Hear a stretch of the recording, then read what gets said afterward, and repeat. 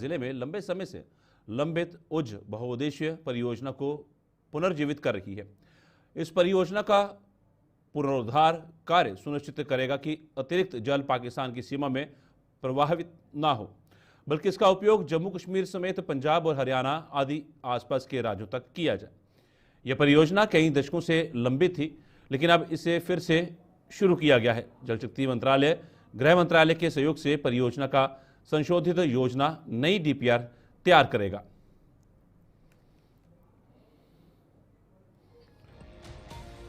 केंद्रीय विज्ञान एवं प्रौद्योगिकी मंत्री डॉक्टर जितेंद्र सिंह ने बताया कि केंद्र सरकार जम्मू कश्मीर के कठुआ जिले में लंबे समय से लंबित उच्च बहुउद्देशीय परियोजना को पुनर्जीवित कर रही है। इस परियोजना का पुनरुद्धार कार्य सुनिश्चित करेगा कि अतिरिक्त जल पाकिस्तान की सीमा में प्रभावित ना हो, बल्कि इसका उपयोग जम्मू कश्मीर समेत पंजाब और हरियाणा आदि आसपास के राज्यों तक किया जाए। डॉक्टर जितेंद्र सिंह ने बताया कि यह परियोजना कई दशकों से लंबित थी, लेकिन अब इस फिर से शुरू किया गया है। जल शक्ति मंत्रालय, गृह मंत्रालय के सहयोग से परियोजना का संशोधित योजना प्रारूप तैयार करेगा, और क्योंकि इस कई सुरक्षा पहलू भी हैं। उच्च परियोजना पर पहली जांच करीब एक सदी पहले शुरू हुई थी और स्वतंत्रता के बाद वर्ष 2008 में इसे राष्ट्रीय परियोजना घोषित किया गया था। इसके बावजूद कोई खास प्रगति नहीं हुई। वर्ष 2014 में इसकी प्रगति की निगरानी नियमित रूप से की गई। हाल ही में सिंधु जल संधि के निलंबन के बाद गृह मंत्रालय भी इस परियोजना को प्राथमिकता दे रहा है, क्योंकि यह आतंकियों की घुसपैठ रोकने, बिलावर और आसपास के क्षेत्रों में निगरानी बढ़ाने में सहायक होगी।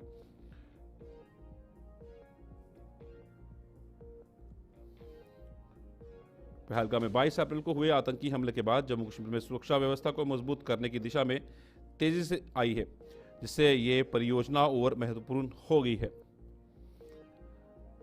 बाढ़ नियंत्रण और पर्यटन को बढ़ावा मिलने से आर्थिक संभावनाएं भी बढ़ेंगी।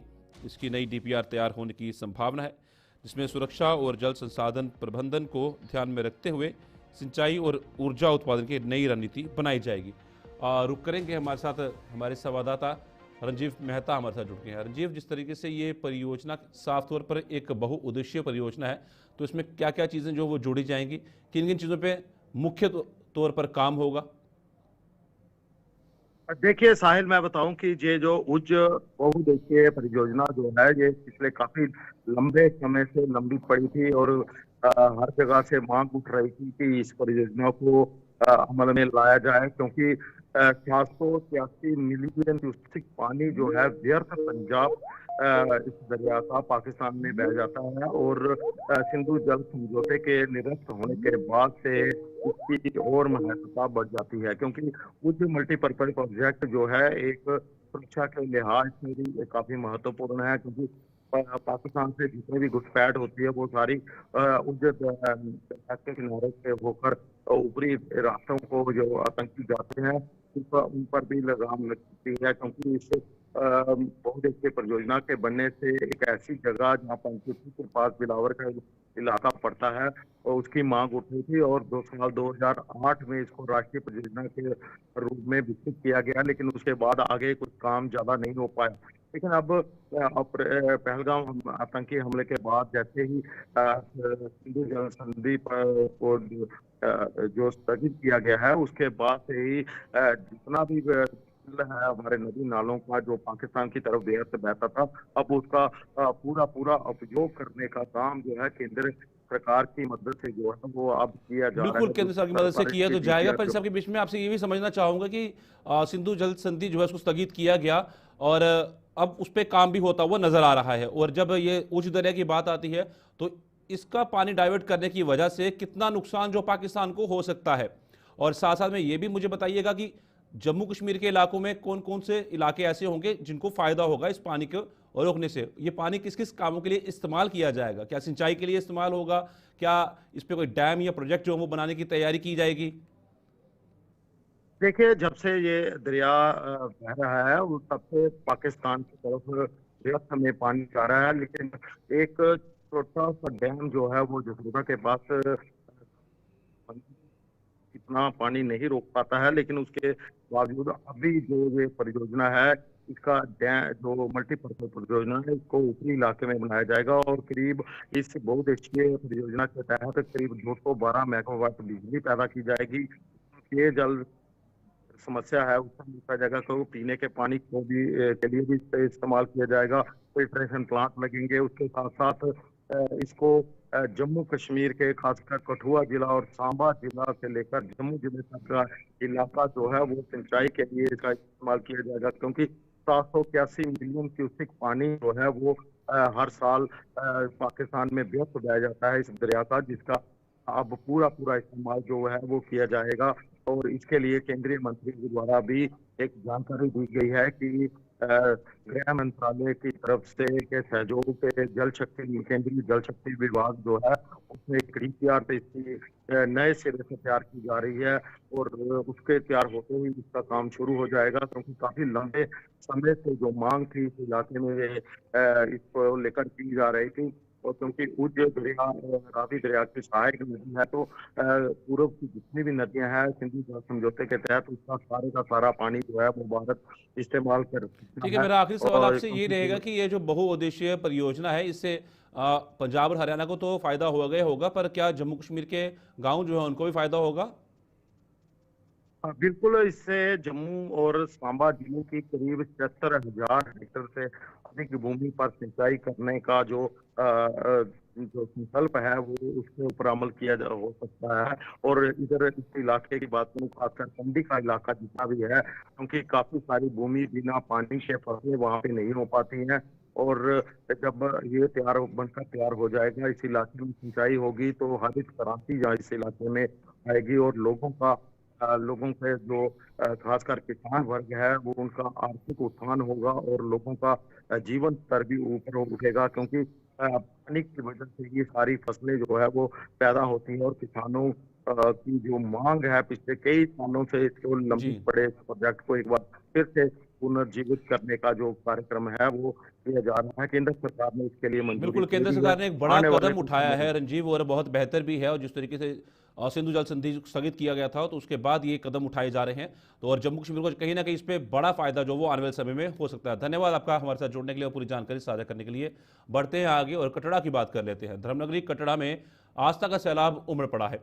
माता वैष्णो देवी की यात्रा पर हजारों की संख्या में देश भर से श्रद्धालु पहुंच रहे हैं।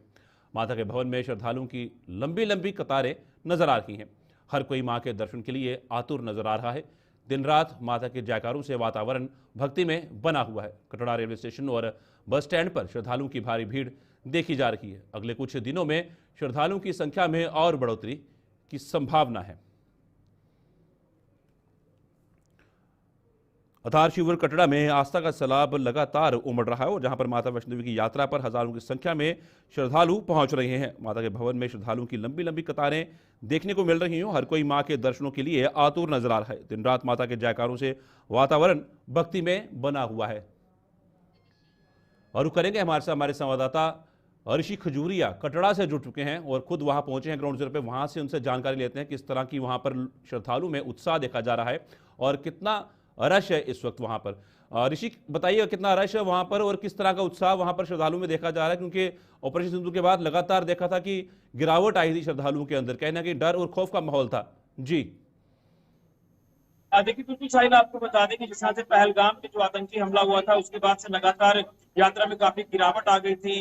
देश के अलग अलग हिस्सों से आने वाले यात्री जो है वो कहीं ना कहीं यात्रा के लिए यहाँ पर जम्मू कश्मीर में नहीं आ रहे थे। और उसके बाद जब एयर स्ट्राइक की गई, पाकिस्तान को मुंह तोड़ जवाब दिया गया, तो उस समय भी कहीं ना कहीं यहाँ पर लोगों के अंदर थोड़ा डर था कि जो भारत पाकिस्तान के बीच में तनाव बना हुआ है कभी यात्रा पर जो वो अगर नहीं जाए तो ठीक रहेगा। लेकिन अगर बात करें ताजा हालातों को लेकर तो मैं इस समय मां वैष्णो देवी जी के भवन में मौजूद हूँ और यहाँ पर हमने कुछ देर पहले माथा टेका है। लेकिन सबसे पहले मैं अपने दिखाना चाहता हूँ, यहाँ पर काफी श्रद्धालु का रश देखा जा सकता है। और यात्रा की जो हमें एग्जैक्ट जो नंबर पता चल पा रहा है कि पिछले कल लगभग 50,000 श्रद्धालुओं ने माथा टेका है और आज भी बताया जा रहा है कि लगभग 40,000 के आसपास जो श्रद्धालु है वो आज माथा टेकेंगे और इससे ज्यादा भी आंकड़ा बढ़ सकता है।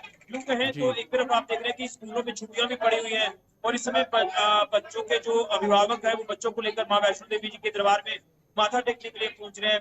और कहीं ना कहीं अब धीरे धीरे तादाद यात्री भी यहाँ पर लगातार बिल्कुल बढ़ती नजर आ रही है। तादाद और तो सभी बढ़ भक्त रही माता है, रानी वो के तो दर्शन बहुत के लिए अहम है, यहाँ पर इन सबके बीच में एक सवाल ये भी उठता है कि सुरक्षा व्यवस्था को लेकर कि सुरक्षा व्यवस्था को किस तरह से चाक चौबंद रखा गया है, क्योंकि जिस तरह से यात्रा बढ़ रही है तो श्रद्धालुओं को पूरी सुरक्षा मुहैया कराना देखिए एक जिम्मेवारी बन सुरक्षा जाती है, एक चुनौती बन सुरक्षा जाती है।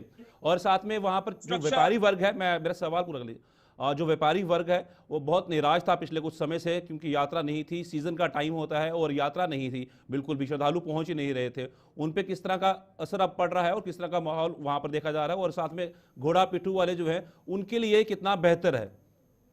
देखिए बिल्कुल यहाँ पर जो राहत है वो हर वर्ग के व्यक्ति को यहाँ पर मिल रही है। यहाँ पर व्यापारी वर्ग की बात करें तो अभी मैं देख रहा था कि ये तमाम यहाँ पर जो रेस्टोरेंट्स हैं या दुकानें हैं खचाखच जो है वो कंज्यूमर से भरी हुई है। इसी के साथ साथ आपने सुरक्षा को लेकर बात की, सुरक्षा के पुख्ता इंतजाम जो वो किए गए हैं। अपने स्विमिंग पूलों को यहाँ से तस्वीरें दिखाई जाए, देखिए यहाँ पर जो लंबी कतारें आप देख रहे हैं, यहाँ पर एक तरफ आप देख रहे हैं कि यहाँ पर सिक्योरिटी के पुख्ता इंतजाम है, एक एक करके लाइनों में यहाँ पर जो श्रद्धालुओं को भेजा जा रहा है। ये आप तस्वीर साफ तौर पर भवन से देख सकते हैं। इसी के साथ साथ यहाँ पर भी ऊपर की तस्वीर आप देख रहे हैं कि जो भी श्रद्धालु भवन की तरफ बढ़ रहे हैं आगे, उनको लगातार क्यू में कतारों में लगातार आगे भेजा जा रहा है। कुछ श्रद्धालुओं को स्काई वॉक के जरिए आगे भेजा जा रहा है और कुछ जो वो दूसरे रास्ते का इस्तेमाल कर रहे हैं। सिक्योरिटी के पुख्ता इंतजाम हैं और यहाँ पर जो अधिकारी है वो भी लगातार ऑन टोल यहाँ पर इस समय मौजूद है। लेकिन अगर बात करें व्यापारी वर्ग को लेकर, आपने बात की है, घोड़े पिट्ठू वालों की बात की है, तो पिछले दिनों में जो उन्होंने कहीं ना कहीं एक क्राइसिस का सामना किया, वो क्राइसिस आपने देख लिया कि किस तरह से यात्रा जब बिल्कुल कम हो गई थी और कहीं ना कहीं जब प्रशासन की बात करें, श्राइन बोर्ड की बात करें, उनकी तरफ से लगातार एक मैसेज जब दिया जा रहा था श्रद्धालुओं को कि आप आए बिना खूब बिना डर आए, आप पूरी सुरक्षा जो यात्रा के दौरान दी जाएगी। लेकिन कहीं ना कहीं लोग जो खुद ही प्रोटोकॉल्स अपने जो उसको फॉलो कर रहे थे कि नहीं अभी जाना ठीक नहीं है, लेकिन अब पूरी तरह से माहौल ठीक है और ये उत्साह दिखा रहा है माता रानी। बिल्कुल, ये तो तस्वीरें बयां कर रही हैं ऋषि की, जिस तरीके से माहौल बिल्कुल भक्ति में बना हुआ है वहां पे और साफ तौर पर श्रद्धालुओं में उत्साह भी है। क्या किस तरह की प्रतिक्रिया निकल के सामने, क्या कुछ श्रद्धालुओं से आपकी बातचीत हो पाई कि एक तरफ जहां वो दिन 22 अप्रैल का, उसके बाद लगातार गिरावट आई श्रद्धालुओं में और उसके बाद डर खौफ का माहौल बना हुआ था, श्रद्धालुओं की प्रतिक्रिया क्या कुछ निकल? ये काफी अहम सवाल आपने पूछा। मेरे साथ कुछ देर पहले हरियाणा के कुछ यात्री जो है वो यहाँ पर इस समय मौजूद है। मैंने उनसे पूछा कि कैसा लग रहा है, आप यहाँ पर यात्रा पर आए हैं। हालांकि उनके परिवार की अगर बात करें तो उनके एक परिवार के मुखिया आप कह सकते हैं जो कि सिक्योरिटी फोर्स में वो तैनात है। उन्होंने अच्छा कहा कि हम कहीं ना कहीं इंतजार कर रहे थे कि छुट्टियां भी पड़े, लेकिन उससे पहले भी आने वाले थे, लेकिन जो हालात हमने देखे तो हमने यात्रा को पोस्टपोन कर दिया। और अब जब हम हालात ठीक हो गए हैं तो हम यहाँ पर आए हैं और यहाँ पर अच्छा सिक्योरिटी का माहौल है। मैंने कटरा से लेकर भवन तक चप्पे चप्पे पर सिक्योरिटी देखी है, वो चाहे अलग अलग मार्ग हो, चाहे ताराकोट वाला मार्ग हो या फिर पुराने जो अलग अलग रास्ते हैं भवन तक आने के लिए, हर जगह सिक्योरिटी के इंतजाम है। देखिए जैसे जैसे मैं आपको बता रहा हूँ कि यात्रा बढ़ रही है, वैसे वैसे कतारें यहाँ पर बढ़ रही है। एक बार फिर से आपको दिखाने की कोशिश कर रहा हूँ। तो यहाँ पर एक मेरे साथ एक श्रद्धालु है, मैं उनसे जानने की कोशिश करता हूँ क्या वो कहते हैं। ये क्या नाम है आपका? चक्रवर्ती। कहाँ से आए हैं आप? झारखंड से आए हैं। कितना अच्छा लग रहा है कि पहले जो हालात थे आपके बहुत अच्छा, पहले से बहुत डेवलप हुआ है।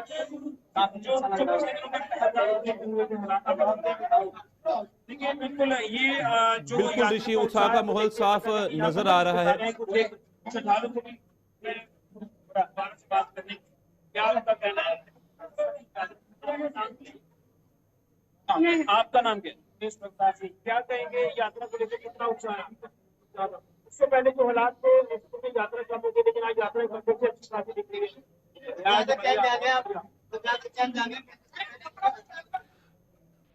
जी ऋषि, बिल्कुल साफ तौर पर साफ उत्साह श्रद्धालुओं पर देखा जा रहा है। मैं एक आखिरी सवाल आपसे रहेगा ऋषि की, जिस तरीके से मैं बात करता हूं आधार शिविर कटरा की, आप सुन पा रहे हैं ऋषि मुझे? क्या ऋषि आप सुन पा रहे हैं मुझे? मां वैष्णो देवी जी के दर्शन पा रहे हैं। तो पूरी तरह से श्राइन बोर्ड की बात करें तो उनकी तरफ से भी अच्छे बंदोबस्त जो किए गए हैं।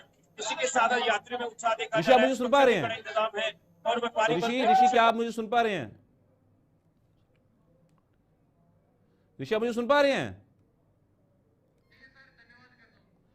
और ऋषि आपका बहुत धन्यवाद हमारे साथ जुड़ने के लिए और ये हमारे साथ खबर साझा करने के लिए, क्योंकि एक खुशी का माहौल श्रद्धालु में साफ तौर पर देखा जा रहा है। आधार शिविर कटरा में भी भारी रश है और वैष्णो देवी में भारी रश है, जिसमें कि श्रद्धालु मां वैष्णो देवी के दर्शन करने के लिए पहुंच रहे हैं। बढ़ते आगे डोडा की बात करते हैं। डोडा के नेपली गांव में उस समय हड़कंप मच गया जब चिनाब दरिया के पास क्रिकेट खेल रहे दो किशोर चिनाब में डूब गए। इस घटना की सूचना मिलने के बाद आला अधिकारी मौके पर पहुंचे और बड़े पैमाने पर राहत बचाव कार्य शुरू किया गया। अभी तक दोनों किशोरों का कोई सुराग नहीं मिला है। बड़ी खबर डोडा के नेपली गांव से सामने आई है, जहां पर दो किशोर जो है चिनाब दरिया में डूब गए हैं। क्रिकेट खेलने के लिए चिनाब दरिया के किनारे पर खेल रहे थे और उसके बाद वो उसमें डूब जाते हैं। इस घटना की सूचना मिलने के बाद आला अधिकारी मौके पर पहुंचे हैं और बड़े पैमाने पर राहत और बचाव कार्य शुरू किया गया है। अभी तक दोनों किशोरों का कोई सुराग नहीं मिल पाया है। साफ तस्वीरें आपके सामने हैं। दो किशोर चिनाब में डूब जाते हैं, उसके वहाँ पे बड़े पैमाने पर रेस्क्यू ऑपरेशन जो है वो चलाया जा रहा है। एसडीआरएफ की टीम जो है वहाँ पर मौजूद है। रुक करेंगे, हमारे साथ विकास मिन्हास हमारे साथ जुड़ चुके हैं। विकास, किस तरह से गति लाई जा रही है रेस्क्यू ऑपरेशन में और अभी वहाँ पे ताजा स्थिति क्या बनी हुई है? कल शाम के 6:30 बजे के आसपास इस तरह का इंसिडेंट जो है बिल्कुल पुलडोडा के नेपली में सामने आता है, क्योंकि दो छोटे छोटे बच्चे, एक की 12 साल उम्र और एक की 9 साल उम्र है, जिसमें अबरार और असरार दोनों रियल ब्रदर थे और ये क्रिकेट खेल रहे थे और इनकी बॉल जो है दरिया चिनाब की तरफ चला जाती है और उसके बाद ये दरिया चिनाब में उस बॉल को निकालने जाते हैं तो उस दरिया चिनाब की इतनी गति तेज थी कि इसको भेज देते हैं। दूसरा बच्चा बचाने जाता है तो ऐसे में दोनों जो है इस दरिया चिनाब की गति का सामना नहीं कर पाते हैं। तो उसके बाद एसडीआरएफ टीम हो या फिर जितना भी एडमिनिस्ट्रेशन है वो यहाँ पर पहुंचता है। रात के 9 बजे तक यहाँ पर रेस्क्यू ऑपरेशन चलाया जाता है, लेकिन आज दूसरा दिन है जहां पर 6 बजे से लगातार रेस्क्यू ऑपरेशन पुलडोडा के अंदर चलाया जा रहा है और ये रेस्क्यू ऑपरेशन पुलडोडा से लेकर भगलियार प्रोजेक्ट तक किया जा रहा है। मेरे साथ एसडीआरएफ के लोग हैं जो लगातार अपनी जान को जोखिम में डालकर इस दरिया चिनाब में लाइफ जैकेट को पहनकर इस बोट के अंदर जा रहे हैं और उन्हें जो है ढूंढने का प्रयास किया जा रहा है ताकि उनकी डेड बॉडीज को निकाला जाए और उनके परिवार के हवाले किया जाए। सर, थोड़ा सा बताएं कितना समय लग रहा है और किस तरह का बहाव है, क्या चीजें? सर, जहाँ तक बहाव की बात है, बहाव बहुत ज्यादा तेज है। आप खुद हमारे साथ आए, देखा कि बहाव का तो कहना ही क्या है। आज इसका तो मौसम भी यही है, गर्म, बहुत ज्यादा मौसम गर्म है।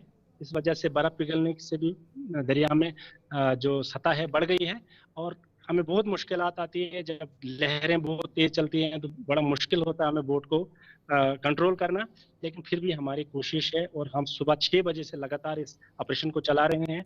हमारी कोशिश यही है कि वो जो 2 मासूम बच्चे यहाँ डूबे हैं उनकी लाशें कम से कम बाजियाब हो सकें।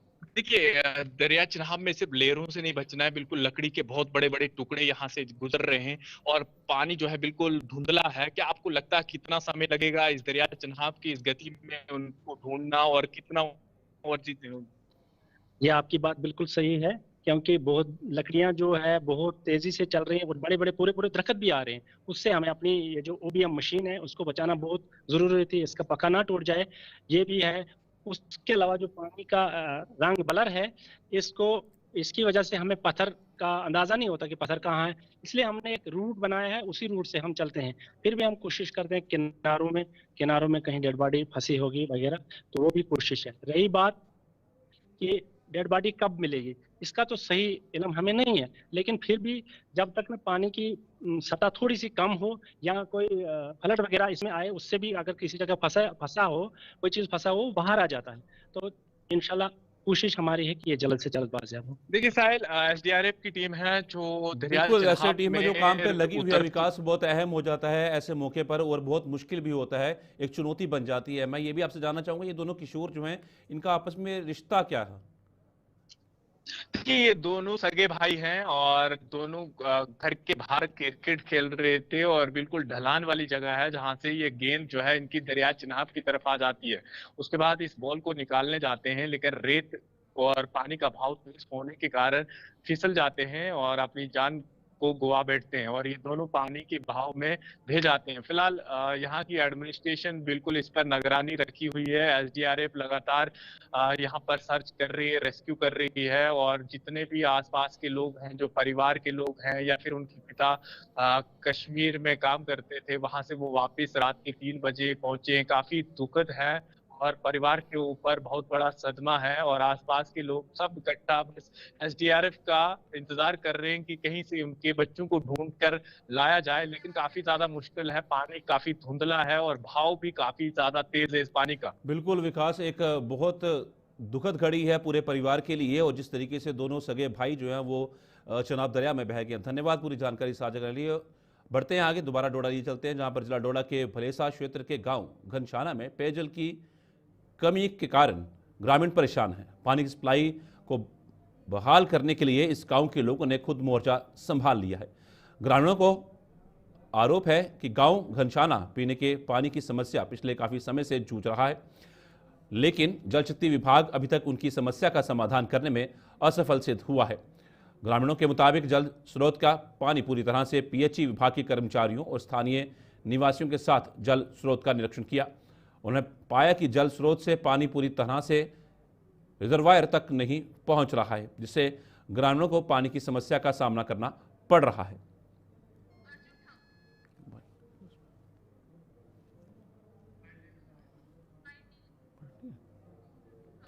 और रुक करते हैं, हमारे संवाददाता भलेसा से अर्जुन ठाकुर हमारे साथ जुड़ चुके हैं।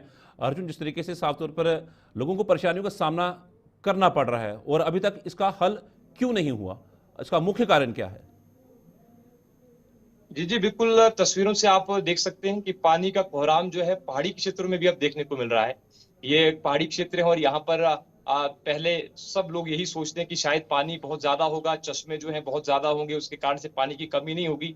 लेकिन इस वर्ष जो है अब बहुत सारे चश्मे सूख चुके हैं और घनशाना चांटी का इलाका है, चांटी पंचायत है, जहां पर लोगों ने खुद जाकर के जो है जो पानी का स्रोत है वहां पर जाकर के पानी को ठीक किया है पीएचई विभाग के कर्मचारियों के साथ में। क्योंकि काफी दिनों से ये पीएचई विभाग के लोगों से गुहार कर रहे थे, डिपार्टमेंट से गुहार कर रहे थे कि इन लोगों को जो है पानी की समस्या हो रही है। क्योंकि चांटी पंचायत भलेसा की सबसे बड़ी पंचायत है, जहां पे 4 रेन्यू विलेज और एक बहुत बड़ी आबादी इस इलाके के अंदर बसती है।